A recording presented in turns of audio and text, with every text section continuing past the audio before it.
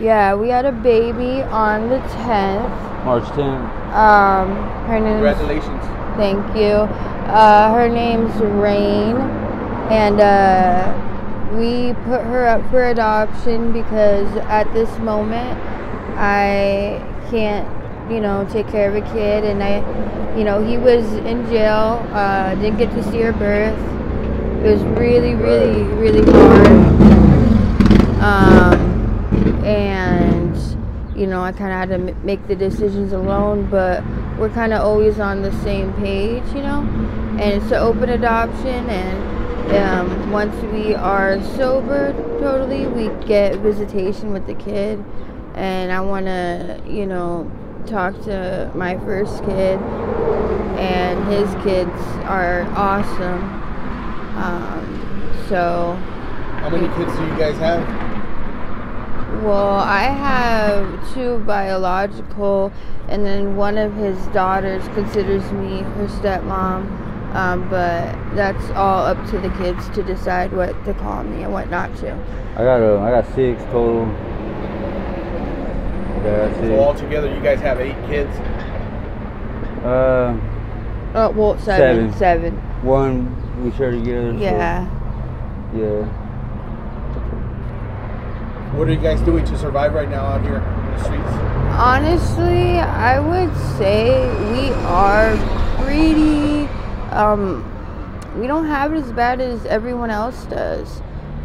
We have a lot of, friends, as you can see, that come by and check on us, and trying to make sure we're doing okay. We need a shower, we need laundry. So we're able to kind of do that, and we help people around here. A lot lately, my friends have been the ones helping me, just because they know it's such a hard time for the both of us, and we're just kind of over it, man. We do everything we can to keep the areas clean, and we give, back as much as we can. The cops really don't have issues with us, and yeah, they kind of utilize us to tell people hey, no shopping carts, or there's recline, or this person, you see her, tell her stuff, in jail or whatever. So we just kind of I don't know. I wouldn't say we're nearly like how everyone else is, and it's sad, and that's why I try to help and feed people, and blankets, whatever I can do. We get taken advantage of a lot because people mistake our kindness for weakness. Do you have any family out here? No.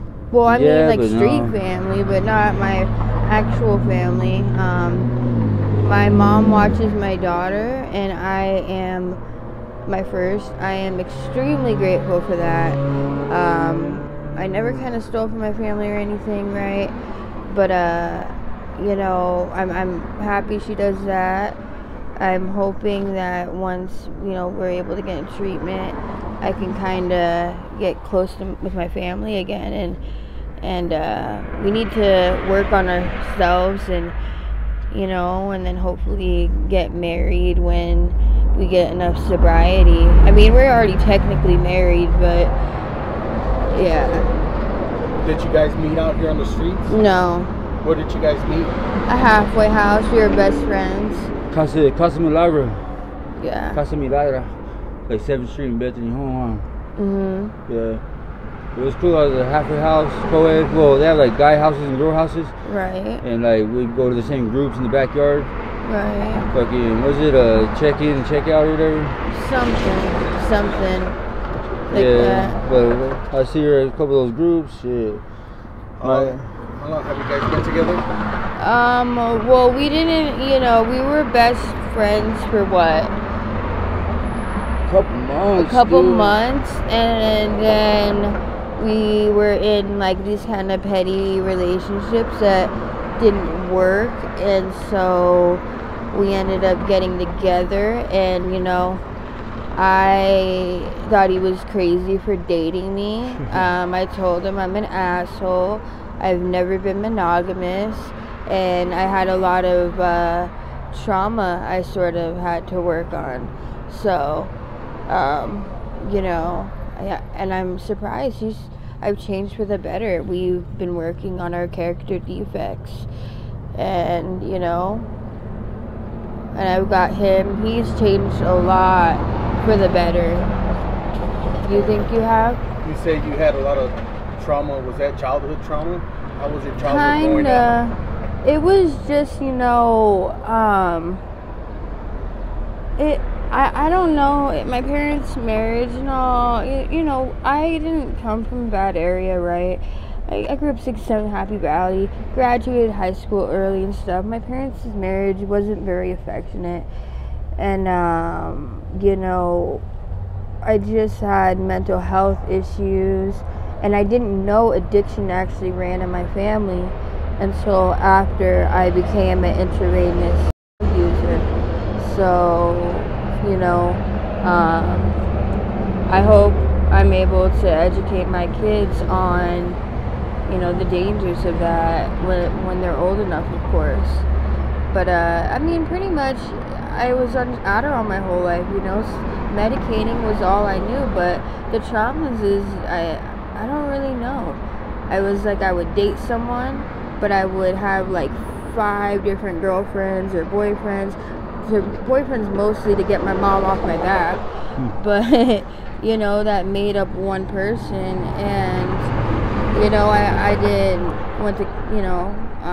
I got on the right psychiatric medication, and I was able to realize my character defects and how problematic they were. And so I'm surprised we are doing as well as we are. The beginning was not easy, but we work good as a team. I think everyone around us agrees. We're connected. Yeah. That's good. Yeah. Are you guys on your way to a shelter right now? No, we're trying to really get in. So we already know what there's detox, and then there's treatment, and then there's a halfway, right? We're trying right now. We've been for the past couple weeks of getting into the detox, right?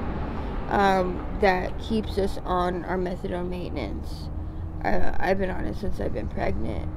And once we find one we have one that we know accepts it, but it would have to it would lower our dose, and that might make it worse. We still want to go there, but if there's a better option, it would be great. Stop messing with it. It would be, more effective. But, and then after that, we go into a treatment, maybe a halfway or with our friend, and get, deal with our trauma, learn coping mechanisms, and, whatever problems we need to be medicated for, and then relationship counseling, setting boundaries. Yeah. That means not being, not letting people walk all over you. That's what he's got to work on. He's a sweet guy. People take advantage of it. It makes me very mad when that happens. But, I advise anyone. 27th Northern, if you're a girl or a dude, you come out here, everyone is going to assume you're a prostitute. And literally everyone. I almost got into a fight with a couple of guys yesterday because they thought it was appropriate to ask me if I want to fuck while I'm grocery shopping.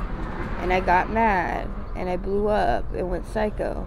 But so if you're gonna be homeless, man, just be warned. If someone says you want a ride, do not get in that car. They are not indeed giving you a ride. But This is for a bad real. area right here. Yeah. How bad is it over here? It's like, okay, It's clockwork, man. it's so much going on I mean, you gotta realize a lot of these people out here, they don't see a life different than this. Like, we don't want to be out here. It's easier when you're a single female to find a home, right? But when you're a couple, it's a little bit harder. I mean, I wouldn't say I fear my life out here, but I definitely would say, you know, the people out here are grimy. I have people wear my dirty underwear. Weird things, very weird things. So my advice to anybody right now too, this isn't known, but the blues out here are actually, the people are overdosing like crazy. Narcan to do codeine, OD in the parking lot. And like, no one knew what to do. I had some Narcan in my bag from the clinic. They gave us some, and I remember that shit. We found it. She fucking hit that fool in the nose, saved his life pretty much. Well, what happened, what the problem is a lot of people actually don't know this. If someone is overdosing, right, you can call 911 and you're not gonna get in trouble. Yeah. Don't ditch your friend because you're scared you're gonna get in trouble. These fools dumped him out the truck and drove off. Left him in the parking lot all splattered on the ground. Almost drove over his arm. And also, if someone's breathing, right, don't give them chest compressions. Don't dump water on them. They can aspirate and get pneumonia. Like, just Narcan them. Feel if there's a heartbeat. First, you want to sternal rub like this. And if they get up, you know, they're okay. If not, they're still unresponsive, then you do want to Narcan them. You want to call 911 and do what they tell you to do. Do not, please, try to do that on your own. Because a lot of people just don't know what they're doing. You know, a nurse came by and asked me why the hell this guy was drowning in, like, water. And you know, I get it. It's scary. But there's, you know, it's usually now taking about 4 rounds to revive somebody. So, you know, I advise everyone, right, to carry some Narcan and carry a good amount. And to, man, this isn't the lifestyle. They're putting shrink in it, and it's killing people left and right. It's stupid. It's a stupid drug. And if you're out and if you're trying to get off of it, my best advice is, you know, methadone maintenance. As much as people want to say that how bad it is, you don't withdraw. It works. You don't get nearly as sick, right? And you're able, you know, to kind of get past that withdrawal part. But I mean, this is gonna keep getting worse and worse and worse and worse. You know, it's not cool. It's not fun. Don't listen to the stupid SoundCloud rappers. They're stupid. You know, it's sad. We have too much going on out here. We're losing everybody. You know. That's good that you bring that up. Yeah. How much influence do you think music has on the youth nowadays? The children, a lot. I mean, you gotta think, if they are not an adult, their brain isn't developed. They don't really know the consequence of their actions. I see tons of minors out here. It breaks my heart. I was doing this as a minor. It has a lot of influence because, you know, people hear pop. These aren't just. What about social media and movies? Stuff like that. Do you think that has any influence on the younger generation? It's really hard to say. I think really what it comes down to is 98% of addicts deal with some sort of mental health issue. It's mostly to do with feeling normal. I mean, it's not fun. You know, I'm not out here homeless just like, wow, this is so fun. You know, it's not. It's just making sure you get whatever help you need, and learning if addiction runs in the family. Opiates are highly addictive, and benzos are addictive, you know, and it's just you know, talk to a psychiatrist and get genetic testing done. They'll find what meds work, and you know, get the help that you need. I mean, this stuff is really just gonna make your life worse. But yeah, I mean, I advise everybody to really get a look. I mean, look at this place. Look at it. It's disgusting. It's absolute fucking trash. I don't know what Arizona turned into, man. It's depressing. It's depressing. You know? And I mean, it's so sad. Imagine the youth nowadays. They're having to walk past people knotted out with their ass hanging out at QT. Like, it ain't normal. God, I look bad. All right. Well, thank you for sharing your story. I really do appreciate it. Yeah. Are you guys okay with me putting this on my YouTube channel? Yeah. And just in case somebody wants to reach out to you guys with any sort of help or donations, do you guys have any contact information that you want to share, like an email, a Facebook, anything like that? Yes. I got. Let me think. Or I could do my Facebook. I mean, that's probably the best. Okay, is mine is Playboy, but like you spell boy BOII, and then Chelsea CHELSIE. Yeah, we kind of share my Facebook and stuff like that. So. Okay. Yeah. All right. Thank you guys. I appreciate it. Thanks, man.